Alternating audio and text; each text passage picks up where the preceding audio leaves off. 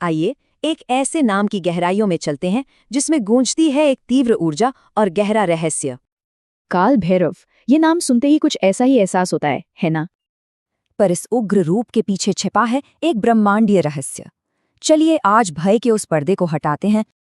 कहते हैं जब अधर्म बढ़ता है तब शिव अपनी एक छिपी हुई विकराल ऊर्जा को जगाते हैं। एक ऐसा प्रचंड रूप जिसे देख देवता भी एक पल को हिचकिचा जाएं। यही है काल भैरव। और दिलचस्प बात यह है कि इनकी असली शक्ति इनके नाम में ही छिपी है। कहते हैं इनके दरबार में खुद समय भी ठहर जाता है। यहाँ सिर्फ और सिर्फ सत्य का वास है। इनकी मौजूदगी में हर झूठ, हर धोखा, सब कुछ पिघल जाता है। बचता है तो सिर्फ सच। मान्यता है कि इनकी कृपा से बुरी नजर या ग्रह दोष जैसे नकारात्मक प्रभाव तुरंत खत्म हो जाते हैं। लेकिन सवाल यह है कि आज के दौर में ये शक्ति कैसे प्रकट होती है?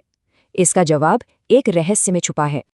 राजस्थान की कुछ कथाओं में जिक्र है रात में आने वाले एक खामोश मेहमान का, एक रहस्यमयी काला श्वान जो बिना आहट के प्रकट होता है, एक मूक सतर्क रक्षक की तरह।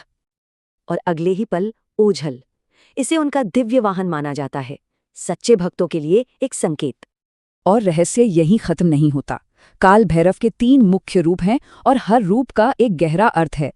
रक्षक, शिक्षक और संहारकर्ता, ये तीनों रूप अतीत, वर्तमान और भविष्य पर उनके अधिकार को दर्शाते हैं।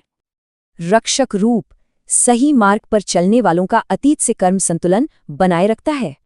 शिक्षक रूप भटके हुओं को वर्तमान में अनुशासन का पाठ पढ़ाता है, रास्ता दिखाता है। और संहारकर्ता रूप धर्म की रक्षा के लिए, अधर्म का नाश करता है, भविष्य के न्याय के लिए। और यहीं से खुलता है सबसे बड़ा रहस्य कि इनकी पूजा का असली उद्देश्य क्या है।